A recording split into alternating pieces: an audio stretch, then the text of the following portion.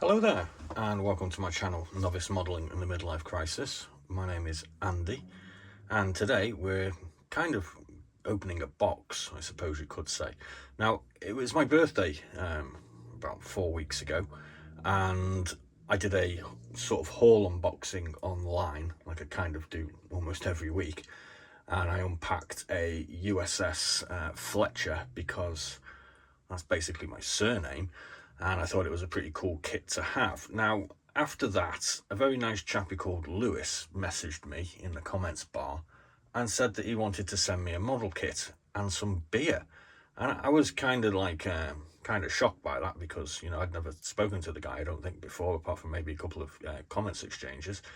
And he wanted to send me something in the post for my birthday, and it was kind of nice. So, I'm into the flag, so I've got my Spanish flag out today. So, hi Lewis, thanks very much for the belated birthday gift, which we're going to unpack here. I do notice that you've put a little Union Jack on that, which I think is kind of cool. Also, it does appear that Home Office Border Force have been and investigated this rather suspicious package as well, and they've retaped it up very kindly with their own special tape. Now, Lewis did actually tell me that he tried to send me a couple of bottles of Spanish beer, because I do kind of like having a little bit of a drinky when I'm building kits and all that sort of palaver. And unfortunately, they wouldn't let him send beer in the post, so he had to take them out. So, cheers, Lewis. I hope you kind of enjoyed the beers that you bought for me. So let's open this box up and see what we've got.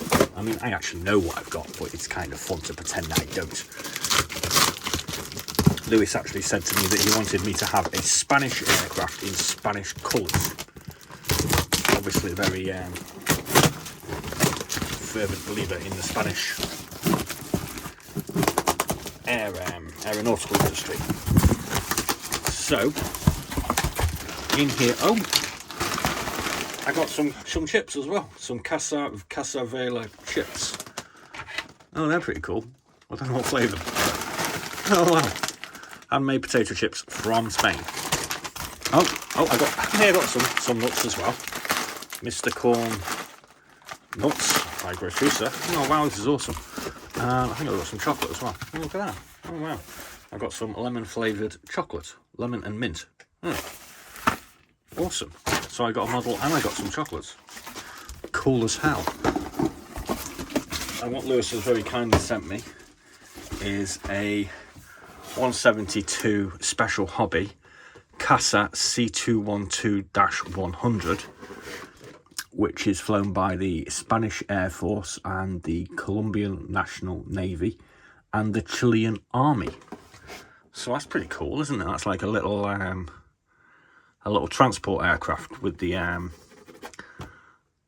loading bay at the back, and obviously it's used for paratroops as well. So let's open it up and have a quick nose. I'll do a what's in the box on this, a full one, but not today. Oh, look at that, awesome.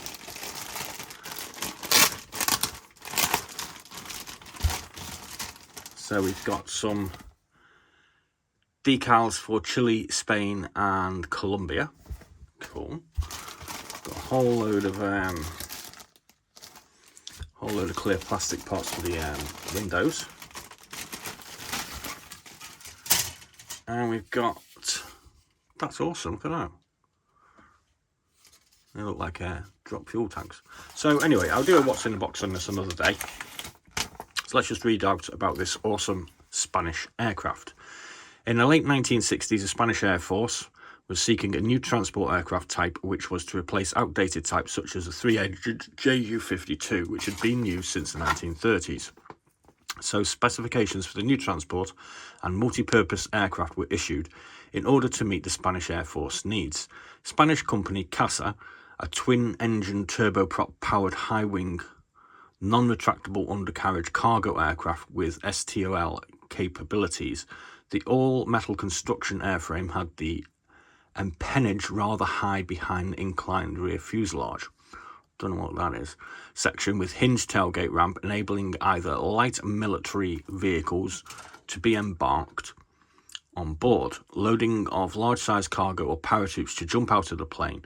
The project, known as the CASA C212 Evio car, was eventually accepted, and a pair of prototype machines. Let's just pop that down so you can have a look at it. Where were we? A pair of prototype machines took off for the first time in 1971. The Spanish military assessed the suitability of the C212 while using a small pre-production batch of 8 aircraft. The type received military designation, the T-12.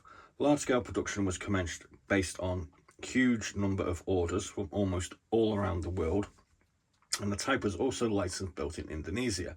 Several consequent versions were also designed and built, differing by the type of engines used, elongated front fuselage section, larger tailplanes, or added winglets. The original C212-100 was equipped with TPE 3315-251C engines. The follow-up subversions were the C212-200 with more powerful TPE 33110-5001C power units. The great number of customers and wide variety of their requirements was the story behind why so many versions have been in production so far, with difference only by the power plants as described above, but more visibly by having many different styles of side fuselage sections and entrance doors. I'm not even going to try and pronounce that. Besides the production batch of T-12 airframes, which would be later converted for photo reconnaissance missions, and known as the TR-12A, saw service of several other C212 versions, ranging from the VIP transport type through maritime patrol airframes with large radomes and or sensors in the front fuselage and on top of the tail fin. It is obvious that the C212 has been in service throughout the world and over all continents, and the number of all civil sector users seems to be indefinite. In North America, the C212 was used with the military of the United States, C41 type, in Central and South America Air Forces of Mexico, Panama, Chile, Ecuador, Colombia, Argentina. The CASA is also flying still in Europe with Air Forces of Sweden, Spain, Portugal, France and Malta. In Africa, the CASA can be seen from the very north down to the southernmost territories. The users were or still are, for instance, Chad, South Africa, Botswana, Zimbabwe and others.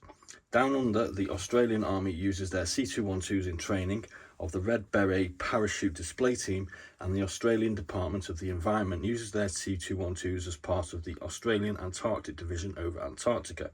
In Asia, the type is operated, of course, by Indonesia, but among others, there might be mentioned also Thailand, Vietnam or the Philippines. So that's a plane that's got all around the world, basically, hasn't it? So that's awesome, Lewis. Thank you very much for the CASA C212. I am forever in your debt. I will try some of these peanuts now. Why the hell not?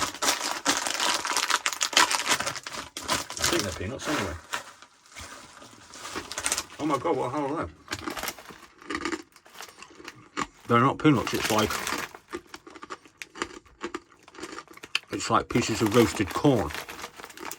Mr. Corn, I suppose it's obvious. I thought they were peanuts though.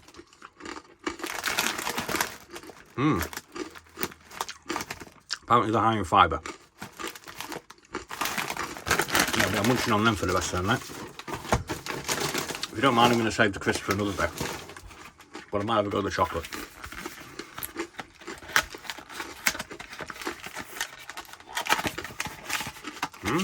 That looks nice.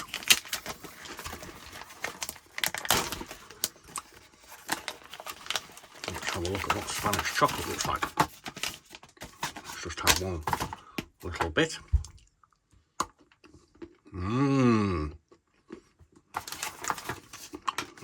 That's nice. Artisan chocolate. Oh, that's lovely. It's better than the rubbish I get from down the shop anyway. So, thanks very much, Lewis. That's an awesome belated birthday present. And I will be forever waving the Spanish flag on the channel. I've got a few things lined up for doing over the next 4 weeks. We've been doing the finish this week. Next week we're going to be looking at some Romanians aircraft. Then we're going to be looking at some Swedish aircraft, and then we're going to be doing some 135 kits, and then I'm going to build this. So thanks, Lewis. I'll be building this very shortly on the channel, and I will hope to do an excellent or pretty decent good job of it as a thank you to you. Cheers, Lewis. Be seeing you.